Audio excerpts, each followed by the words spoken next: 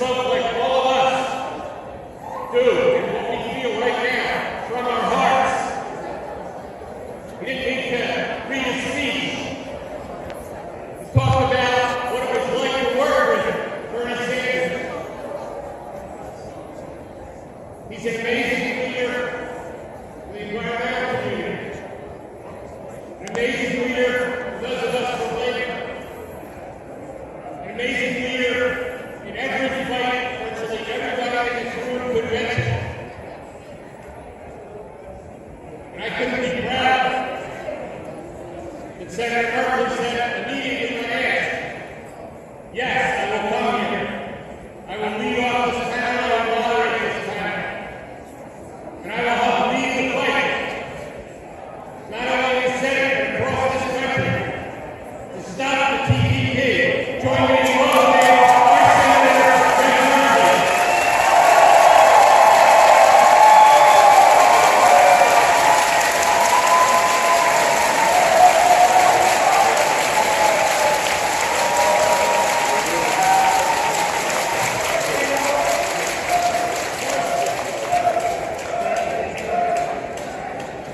Well, it's great to be here, and I think you already know what an amazing leader Larry Cohen is. But if you didn't know, you already felt it, just his presence at the podium. Another thank you to the former president of the CWA.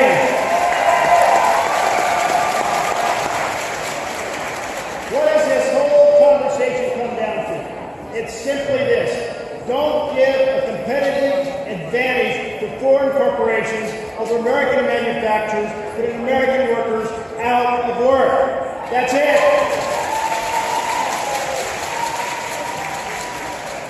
Trade agreements have undermined American manufacturers. Now, we had 3 golden decades after World War II where American families did very well, but from 1975 till now, Americans' middle class is being squeezed. Here is a simple fact. If we don't make things in America, we will not have a middle class in America. So let's make things in America.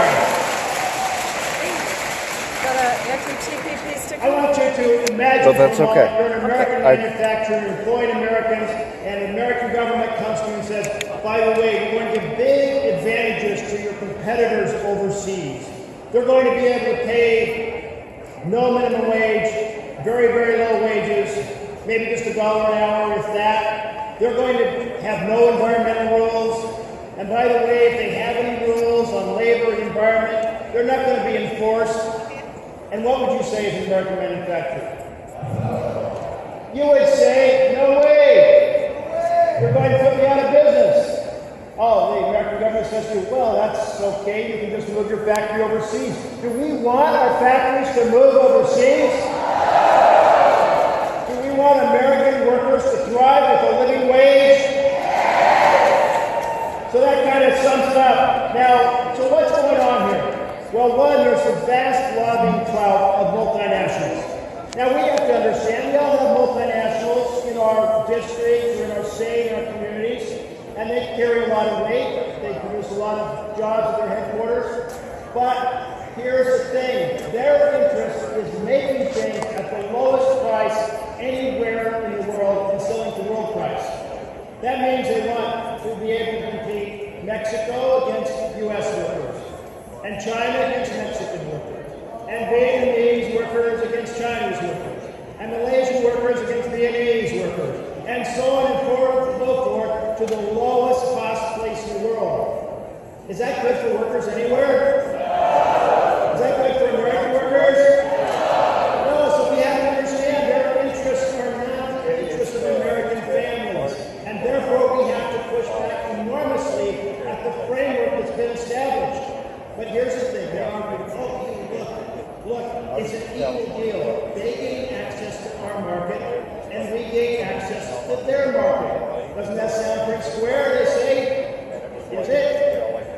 The same advantages in low labor, low environment, low enforcement gives them advantage in our market, gives them advantage in their own market. It's not equal at all, it's not equal. America is disadvantaged in both locations. So, here is the thing. We have to bring back the conversation to what is best for American families.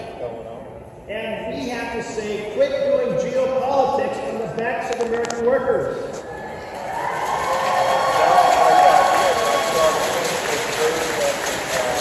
American presidents, they like to do big things on the international scale.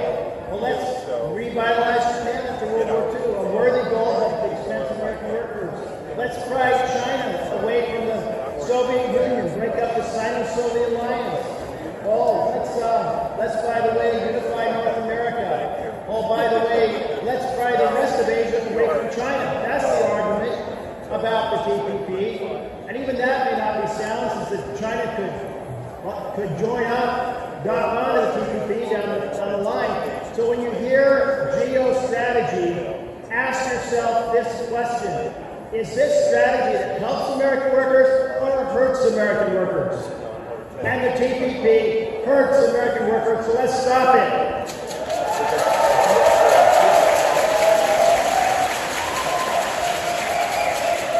You can look at the trade deficits after we did the agreement with Korea, and they went way up. Because of the trade deficits after China was allowed to join the WTO, they went way up. You can look at the trade deficit with Mexico after NAFTA. They went way up. So every time you hear any powerful person say, this is balanced, we'll sell as much as we buy, just say to yourself, it is wrong. It's been shown to be wrong time and time again, and we're tired of this false narrative, and we're not going to stand for it. Instead, we're going to stand for American workers.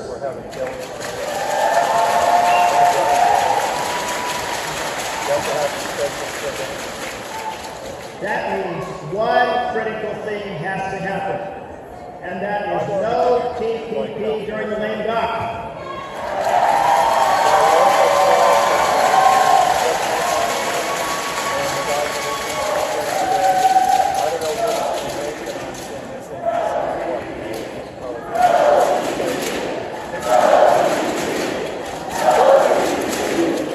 There's your cadence.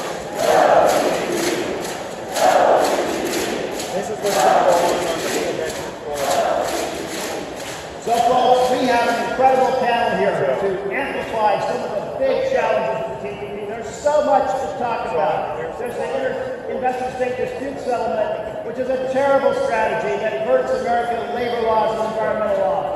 There's the impact on the price of medicines. There's the impact on the environment. There's the impact on immigration.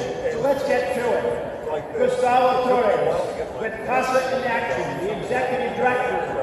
Mr. Torres has been recognized nationally and internationally for his leadership and vision in the immigrant rights movement in the United States.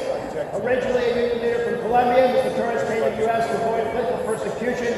He joined CASA staff as a community organizer, and he has been executive director since 1994. He is recognized